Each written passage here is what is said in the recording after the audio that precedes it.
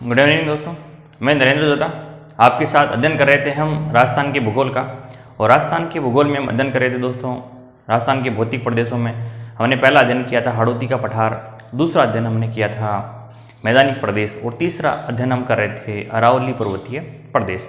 हमारे अरावली पर्वतीय प्रदेश का एक पार्ट हो चुका था और दूसरा जो पार्ट था उसमें कुछ भाग हमारा रह गया था, तो हम एक बार वापस उसे देखते हैं कि अरावली पर्वतीय प्रदेश में कुछ ऐसे भाग हैं जिनका हमने अध्ययन किया था। देखिए, अरावली प्रदेश का हमने कहा था कि भाई ये किसका भाग था, गोंडवाना का भाग था और इसकी उत्पत्ति कब होती है, प्री कैम्ब्रियन काल में उत्पत्ति होती है दोस्तों, हमने ये कहा था। फिर हमने कहा कि हम राजस्थान का मैप बनाते हैं और राजस्थान के मैप में फिर हमने उसको दर्शाया था कि भाई ये था अपने हाड़ौती का पठार, यहाँ पर था आपके हाड़ौती का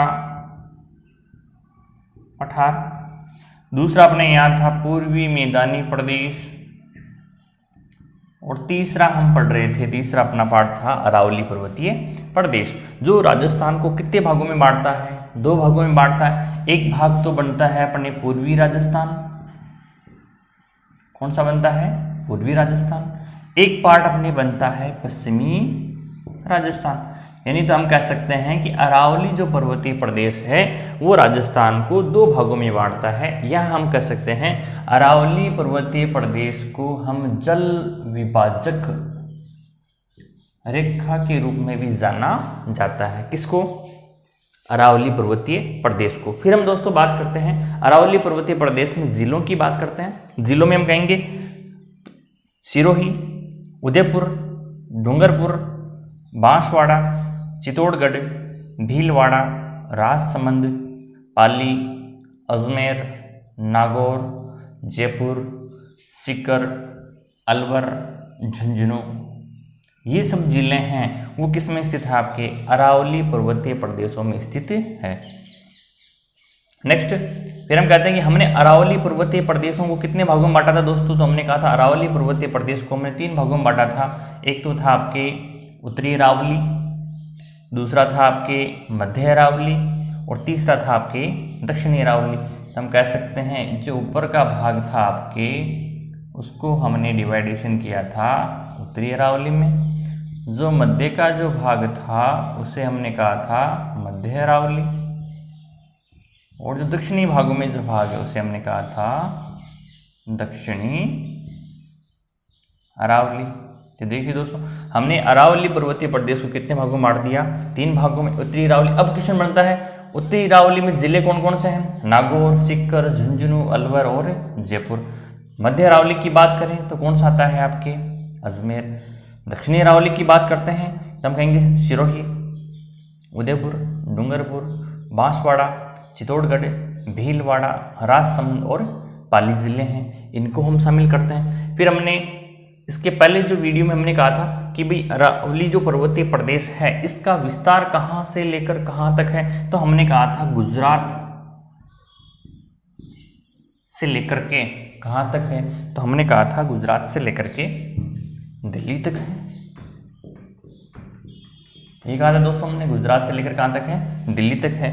और ये जो लंबाई है वो हमने कहा था 692 किलोमीटर है। कितनी है, 692 किलोमीटर। फिर हमने कहा ये तो गुजरात से लेकर के दिल्ली तक, गुजरात का मतलब है कि ये गुजरात में प्रारंभ होती है पालनपुर से, कहाँ से होती है, पालनपुर से लेकर के दिल्ली में जाती है कहाँ तक, रायसीना की पहाड़ियाँ, कहाँ तक है, रायसीना की पहाड़ियाँ। लेकिन हमने कहा इसका विस्तार तो भाई राजस्थान में भी है, तो हमने कहा अभी राजस्थान में है, तो राजस्थान में कितना है, तो हम कहेंगे राजस्थान में इसका विस्तार प्रारंभ होता है खेड़ ब्रह्मा, सिरोही से लेकर के झुंझुनू जिले में कहाँ तक है, खेतड़ी तक, इसका क्या पाया जाता है, विस्तार पाया जाता है। सही है। फिर हमने कहा भाई अरावली पर्वतीय प्रदेश की राजस्थान में कितनी लंबाई है, तो हम कह सकते हैं कि लगभग राजस्थान में 80% जो लंबाई है अरावली पर्वतीय प्रदेश की वह कहाँ है, राजस्थान में। तो हम कहेंगे खेतड़ी झुंझुनू से लेकर के सिरोही खेड़ ब्रह्मा तक राजस्थान में अरावली पर्वतीय प्रदेश का विस्तार है 550 किलोमीटर। कितना है दोस्तों, 550। हमने संपूर्ण बताया था गुजरात से लेकर के दिल्ली तक का कितना बताया हमने, 692 किलोमीटर। लेकिन हमने कहा राजस्थान की बात करनी है हमें, तो राजस्थान में कहेंगे खेड़ ब्रह्मा सिरोही से लेकर के खेतड़ी झुंझुनू तक राजस्थान में अरावली पर्वतीय प्रदेश का विस्तार कितना है, 550 किलोमीटर। फिर हम कहते हैं, हमने कहा कि समुद्र तल से ऊंचाई अरावली पर्वतीय प्रदेश की कितनी है, तो हम कहेंगे 930 मीटर है। कितनी है दोस्तों, 930 मीटर। कहाँ से, समुद्र तल से अरावली पर्वतीय प्रदेश की ऊंचाई कितनी मानी गई है, 930 मीटर। तो देखिए दोस्तों, इस प्रकार से हमारे ये अरावली पर्वतीय प्रदेश का विवरण होता है। फिर हमारा कुछ भाग जो रह गया था हम उसे देखते हैं। तो जिले लगभग आप सभी को याद हो गया होगा। हमने कहा गुजरात पालनपुर से लेकर के दिल्ली रायसीना की पहाड़ियों तक किसका विस्तार है, अरावली पर्वतीय प्रदेश का विस्तार है। फिर हमने कहा था कि भाई राजस्थान में, तो राजस्थान में हमने कहा इसका राजस्थान में विस्तार कहाँ से है, खेतड़ी, और खेतड़ी में खेर ब्रह्मा से लेकर के खेतड़ी झुंझुनू से लेकर के सिरोही में खेड़ ब्रह्मा तक इसका क्या पाया जाता है, विस्तार पाया जाता है। लेकिन कुछ भागों में हम कह सकते हैं कि भाई इसका कहाँ पर सर्वाधिक विस्तार है और सर्वाधिक ऊंचाई कहाँ पर है, किसकी, अरावली पर्वतीय प्रदेश की। दोस्तों हम कहेंगे भाई अरावली पर्वतीय प्रदेश का अगर सर्वाधिक विस्तार, कई बार क्वेश्चन आता है कि अरावली पर्वतीय प्रदेश का सर्वाधिक विस्तार की अगर हम बात करें तो हम कहेंगे सर्वाधिक विस्तार कहाँ पर पाया जाता है, उदयपुर में पाया जाता है। तो हम कहेंगे अरावली पर्वतीय प्रदेश का सर्वाधिक विस्तार किस जिले में है, उदयपुर में है। फिर हम कहेंगे अरावली पर्वतीय प्रदेश का न्यूनतम विस्तार किस जिले में है, तो हम कहेंगे अजमेर में है। दोस्तों हमारी पिछली क्लास में माननीय भूल हो सकती है, तो शायद हमने न्यूनतम विस्तार में हमने जयपुर बताया था, तो उस जयपुर को आप वहाँ से काट करके न्यूनतम विस्तार में क्या करना है, अपने को अजमेर करना है। मानवीय भूल है, हो जाती है कई बार, तो देख लेना वापस एक बार, अगर करेक्शन हो सकता है सही है, लेकिन हो सकता है कि मुझे लगता है कि मैंने वहाँ पर जयपुर लिखवाया था आप लोगों को, तो उसे काट करके जयपुर को वहाँ पर क्या कर लीजिएगा, अजमेर। भाई अरावली पर्वतीय प्रदेश का न्यूनतम विस्तार किस जिले में है, अजमेर में है। सर्वाधिक विस्तार कहाँ पर है, उदयपुर में है। फिर क्वेश्चन बन सकता है अपने दोस्तों कि इसमें क्वेश्चन बनता है अपने सर्वाधिक ऊंचाई अरावली पर्वतीय प्रदेश की, सर्वाधिक ऊंचाई किस जिले में है, तो हम कहेंगे सर्वाधिक ऊंचाई है सिरोही में, और सिरोही में कौन सी है, गुरु शिखर। नेक्स्ट, अगर सर्वाधिक पूछी जा सकती है ऊंचाई, तो हमें न्यूनतम ऊंचाई भी पूछी जा सकती है। तो हम कहेंगे न्यूनतम ऊंचाई की अगर हम बात करें अरावली पर्वतीय प्रदेश की, न्यूनतम ऊंचाई की अगर हम बात करें तो न्यूनतम ऊंचाई किस जिले में है, आपके जयपुर जिले में है। किस जिले में है, जयपुर जिले में है। न्यूनतम ऊंचाई की बात करें भाई, यहाँ पर देखिए अपने क्वेश्चन आपको भ्रमित कर सकता है, एग्जामिनर भ्रमित कर सकता है कि हमने कहा अरावली पर्वतीय प्रदेश की सर्वाधिक विस्तार कहाँ पर है, तो हमने कहा उदयपुर में है। फिर क्वेश्चन बनता है अरावली पर्वतीय प्रदेश का न्यूनतम विस्तार कहाँ पर है, तो हमने कहा अजमेर है। अब अपने यहाँ पर क्वेश्चन बनता है कि अरावली पर्वतीय प्रदेश की सर्वाधिक ऊंचाई किस जिले में है, तो ऊंचाई की अगर हम बात करें तो हम कहेंगे कौन सा जिला है, सिरोही है। फिर अगर क्वेश्चन बनता है अपने अरावली पर्वतीय प्रदेश का न्यूनतम विस्तार कहाँ पर है, तो हम कहेंगे न्यूनतम विस्तार किस जिले में, आपके जयपुर जिले में है। फिर क्वेश्चन बन सकता है अरावली पर्वतीय प्रदेश का सबसे ऊंचा बिंदु, अरावली पर्वतीय प्रदेश का सबसे ऊंचा बिंदु पूछ लिया जाए हमें, तो हम कहेंगे बिंदु कौन सा है, आपके गुरु शिखर है।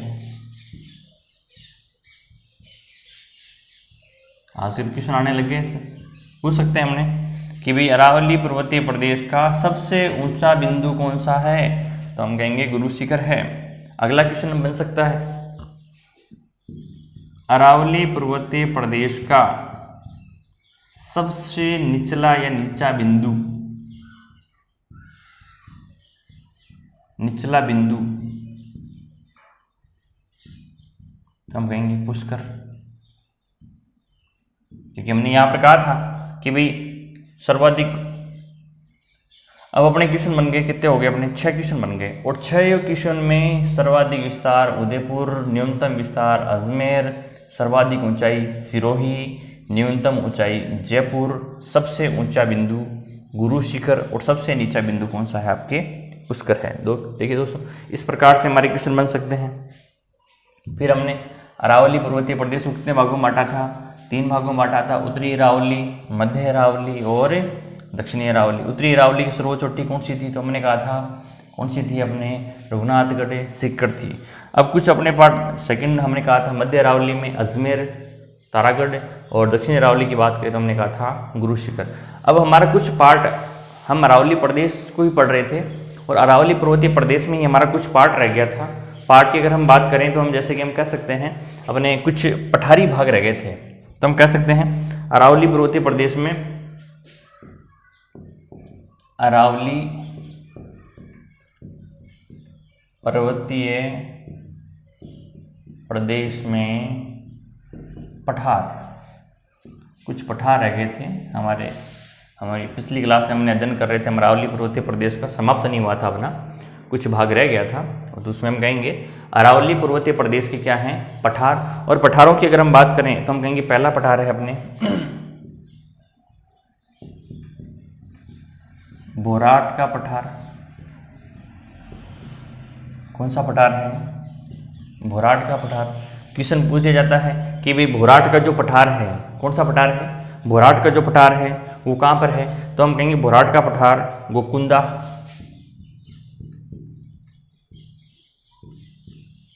और कुंभलगढ़। गोकुंदा कहाँ पर है दोस्तों? उदयपुर में है। कहाँ पर है? उदयपुर।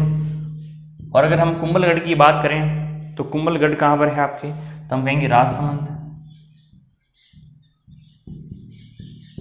तो हम कह सकते हैं जो पठारी भाग है आपका, उस पठारी भाग की अगर हम बात करें तो हम कहेंगे बोराट का पठार कहाँ पर है? तो हम कहेंगे बोराट का पठार गोकुंदा से लेकर के कुंभलगढ़ के मध्य जो पठारी भाग पाया जाता है उसे हम कहते हैं बोराट का पठार। क्या कहते हैं दोस्तों? बोराट का पठार। और कई बार जिला पूछ लिया जाता है तो हम कहेंगे उदयपुर से लेकर के राजसमंद के मध्य जो पठारी भाग है, उस पठारी भाग की ऊंचाई हम कहेंगे लगभग 1225 मीटर ऊंचा है। कितना है? 1225 मीटर ऊंचा है, जो उदयपुर से लेकर के राजसमंद के मध्य, या हम कह सकते हैं गोकुंदा से लेकर के कुंभलगढ़ के मध्य स्थित है। उस पठार को हम किस रूप में जानते हैं? बोराट के पठार के रूप में जानते हैं। अगला है अपना ऊपरमाल का पठार।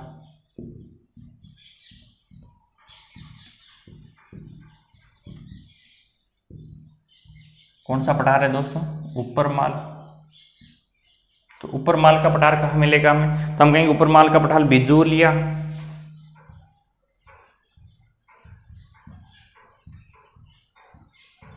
वह भैंसरोडगढ़।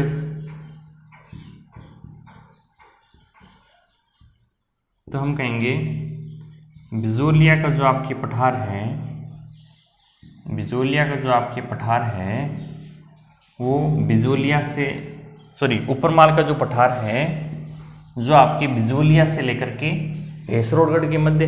अब बिजोलिया किस जिले में आता है हमें पता होना चाहिए। भीलवाड़ा में आता है। किस जिले में आता है? भीलवाड़ा में। और भैंसरोडगढ़ की बात करें तो हम कहेंगे भैंसरोडगढ़ किस जिले में आता है? तो हम कहेंगे चित्तौड़गढ़ में आता है। तो हम कह सकते हैं ऊपरमाल का जो पठार है भीलवाड़ा और चित्तौड़गढ़ के मध्य स्थित है। कहाँ पर है? भीलवाड़ा और चित्तौड़गढ़ के मध्य स्थित कौन सा पठार है? आपके ऊपरमाल का पठार है। या हम कह सकते हैं बिजोलिया और भैंसरोडगढ़ के मध्य कौन सा पठार है? ऊपरमाल का पठार है। फिर हम कहेंगे इस पठार, अब यहाँ अपने क्वेश्चन बन सकता है कई बार कि भाई ये मेवाड़ का जो ऊपरी भाग है, उस मेवाड़ के ऊपरी भाग में बिजोलिया और भैंसरोडगढ़ के मध्य जो पठार बनता है उस पठार को हम किस रूप में जानते हैं, उपरमाल के। तो हमने यहाँ पर दो पठार पढ़े अभी, भोराट का पठार, भोराट का पठार कहाँ है, गोकुंदा से लेके कुंभलगढ़ के मध्य, या हम कह सकते हैं उदयपुर से राजसमंद के मध्य। दूसरा था उपरमाल का पठार, बिजवलिया और भैंसरोडगढ़ के मध्य। अगला अपना पठार अध्ययन करते हैं हम। अगला है अपना भोमट का पठार। भोमट का पठार, अगर भोमट के पठार की अगर हम बात करें तो हम कहेंगे उदयपुर,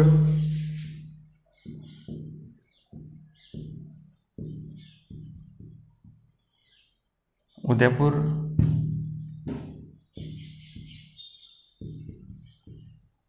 डूंगरपुर और बांसवाड़ा। कितने जिले हैं, 3 जिले। हम कहेंगे उदयपुर, डूंगरपुर और बांसवाड़ा। इन तीनों जिलों के मध्य जो पठारी भाग है उसे हम कहेंगे भोमट का पठार, या हम कह सकते हैं यहाँ पर एक जनजाति निवास करती है, उस जनजाति को हम कहते हैं भोमट जनजाति। यानी भोमट जनजाति पाए जाने के कारण इस पठार का क्या नाम पड़ा, भोमट का पठार। या हम कह सकते हैं इस भोमट के पठार में भीलों से संबंधित भी है, तो हम कहेंगे यहाँ भील अधिक मात्रा में पाए जाते हैं। या हम कह सकते हैं भीलों में आंदोलन हुआ था और उसके नेता थे मोतीलाल तेजावत। मोतीलाल कौन थे, तेजावत थे। क्योंकि भोमट के पठार से संबंधित हो सकता है कि अपने यहाँ पर क्वेश्चन बन सकता है। वह भील आंदोलन के प्रणेता कौन थे, मोतीलाल तेजावत थे। ठीक है, कौन सा था आपने, भोमट। अगला पठार देखते हैं हम। अगले पठार की अगर हम बात करें तो हम कहेंगे लसाड़िया का पठार।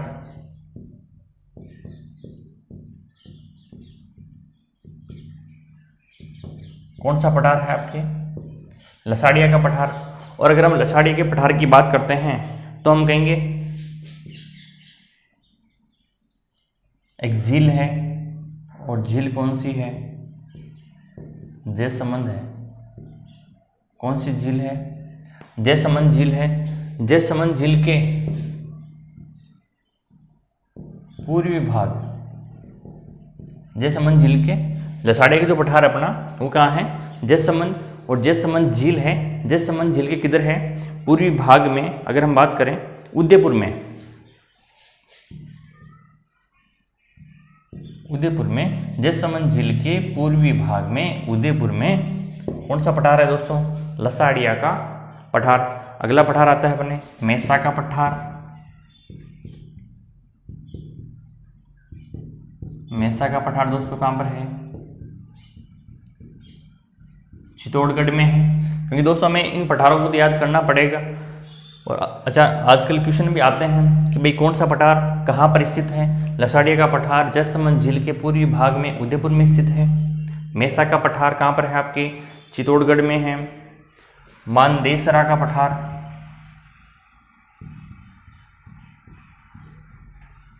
कौन सा पठार है, मानदेसरा का पठार। अगर मानदेसरा के पठार की बात करें तो मानदेसरा का पठार भी कहाँ पर है आपके, चित्तौड़गढ़ में है। कहाँ पर है, चित्तौड़गढ़ में है। इसी प्रकार से अगला पठार है आपके काकनवाड़ी का पठार।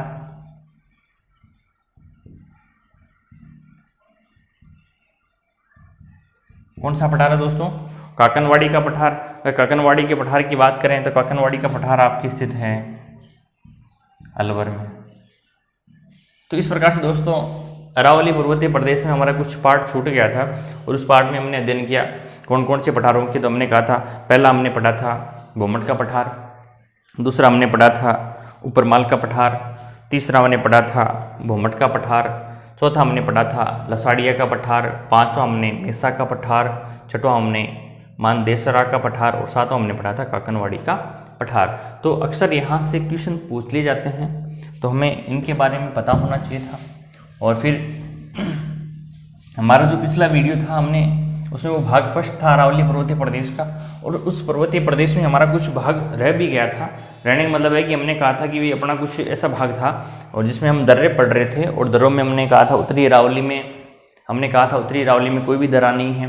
फिर हमने मध्य अरावली पढ़ा था, और मध्य अरावली के बाद में हम थर्ड भाग पढ़ रहे थे दक्षिणी अरावली।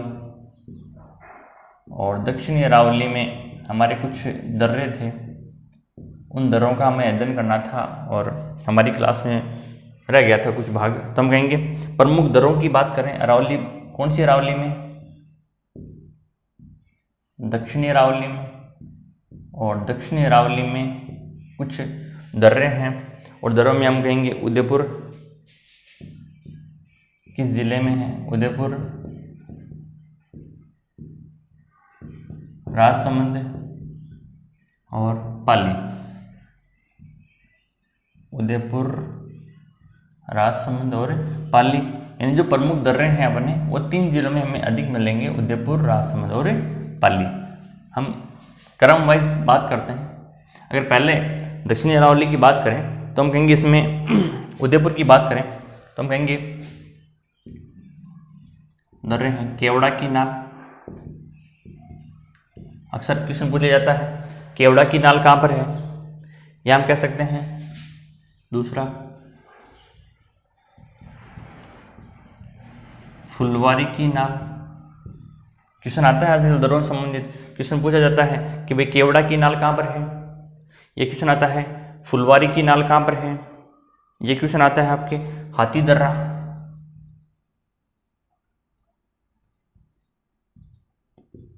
क्या आता है क्वेश्चन अपने?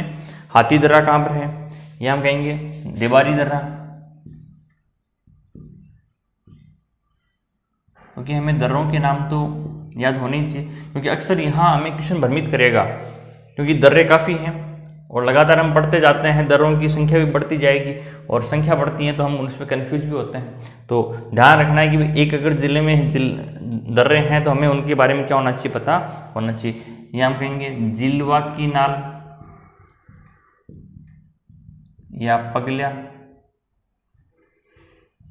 की नाल, हम कह सकते हैं पगल्या की नाल। तो ये 5 दर्रे हैं आपके केवड़ा की नाल, फुलवारी की नाल, हाथी दर्रा, देवारी दर्रा और पगल्या की नाल या फिर जिवला नाल। ये सभी किस ज़िले में है? आपके उदयपुर में है। किस ज़िले में है? उदयपुर में है। और अक्सर हमें कई बार क्रम पूछ लिया जाता है। दूसरे अगर जिलों की बात करें तो हम कहेंगे राजसमंद की बात करें तो राजसमंद में हम कहेंगे 3 प्रकार के दर्रे हैं। पहला है कामली घाट,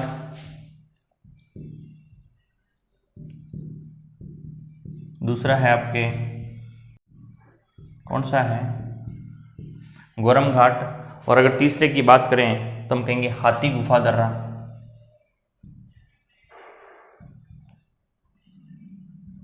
कौन सा दर्रा है? हाथी गुफा दर्रा। देखिए दोस्तों, पहले में हमने कहा 5 दर्रे आए थे और दूसरे राजसमंद में कितने आए हैं अपने? 3।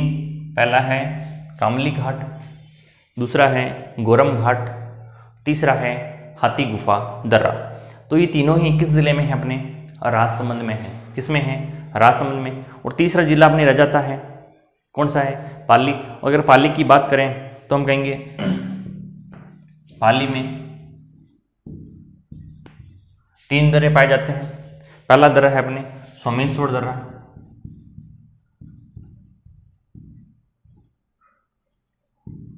कौन सा दर्रा है अपने? सोमेश्वर दर्रा। अगर दूसरे दर्रे की बात करें तो हम कहेंगे